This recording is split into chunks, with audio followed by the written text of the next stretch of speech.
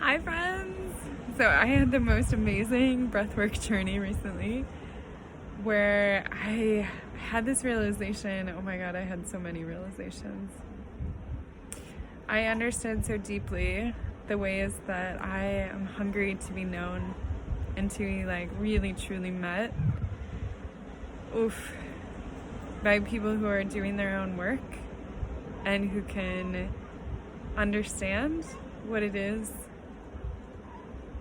to do that, and also what it means, the work that I've done in my own life and the shifts that I've made. And I've been so hungry for this. Oh my god, fucking A. I think I've been talking about this for years, right? So hungry for it, to be known, and so terrified at the same time of that very thing, for a lot of reasons, which I won't go into all of them right now. But during this journey, I had this understanding of I came face to face with all the different ways that I nourish and foster relationships that are not that, right? That actually where the people can't meet me there, or aren't willing to, or can't meet themselves there in a way that would allow for that really deep connection. And I saw all the different ways that I give my energy away to those spaces and how it compromises me. And then also how it feeds this narrative of oh, I can't be known. I won't be known, but it's because I'm self-sabotaging through which connections I'm devoting energy to and which ones I'm not.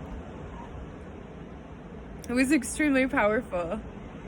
And I also felt the pain, and I cried. Oh my god, I probably cried for 20 minutes. I mean, sobbing. But it felt old. It felt really old. Oh, the moon is out. It's so beautiful.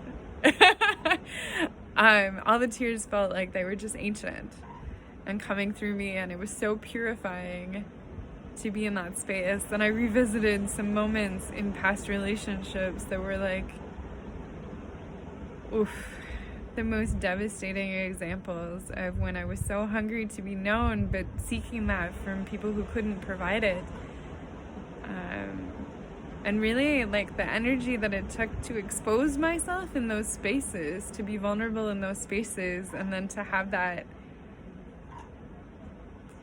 I don't know, I understood too the ways that I have used that as manipulation, right? Where I'm hoping for a deeper connection from someone, so I'll self-reveal to a level that hasn't been consensual, that is premature, really truly premature, in a sort of a bid for mutuality, right?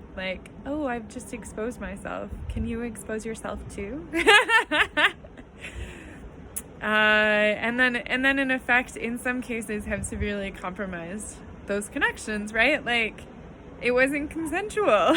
And so that level of self-disclosure isn't always welcome or wanted, right? It's not always a trusting environment, because it's not always a long-standing relationship that actually allows for that level of connection.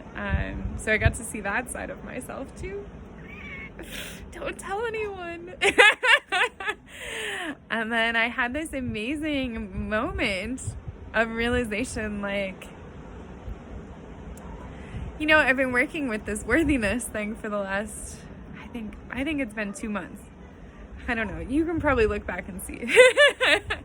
But I've been working a lot with worthiness, and worthiness, being worthy of my own love, being worthy of another person's love, being worthy of the deep connection that I seek, and also providing that for myself, right?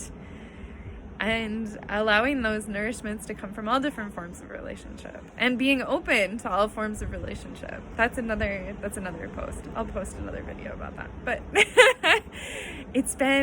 it was incredible, because during this journey, I really felt my worthiness of having a really radiant, vibrant partner who is doing their work and can meet me in that place and is willing to actually devote that energy to a partnership too.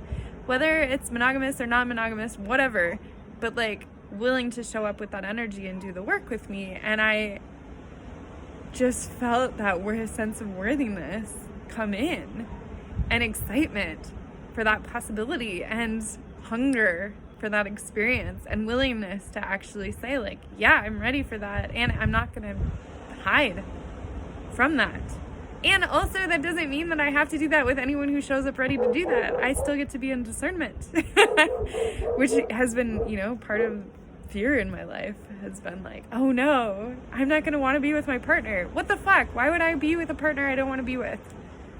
I don't know. But that's another video. Anyway, this breathwork journey exposed so much for me, and it also helped me see how ready I am and how much work I've done, and also helped me to feel like this profound sense of joy at the possibility. It was really phenomenal.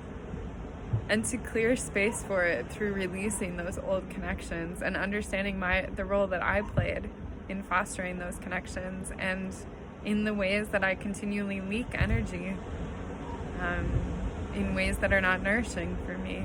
And so really starting to shift those tiny little tweaks, right? Those tiny little, like, it's almost like doing a test on a tire, right? Like, where's the air really going? Where's it really coming out of? Or like winterizing a house. I feel like I'm winterizing my house. Like, you go around and you see where are those little leaks in air, like where's the hot air escaping? That's what I'm doing. And I'm recapturing my energy and bringing it back in. And sometimes that means really uncomfortable, like telling people not that you don't want to be in contact with them anymore. And my God, I hate doing that. And also, I think it's so necessary sometimes because it's really easy to let little relationships that aren't nourishing stay in your life for a long time and just continually feed that. And it doesn't leave the space for the relationships where you're actually going to be met and nourished and loved and feel that sense of reciprocity. So just a lot of joy over here and excitement, and I feel those connections coming in all the different ways, like with clients, with colleagues that are on similar paths as me, with dating opportunities, with friendships that have developed. Like, my God, the connections that I have in my life are phenomenal. I'm so grateful. So anyway, friends, thank you so much for listening. I send you so much love. Mwah.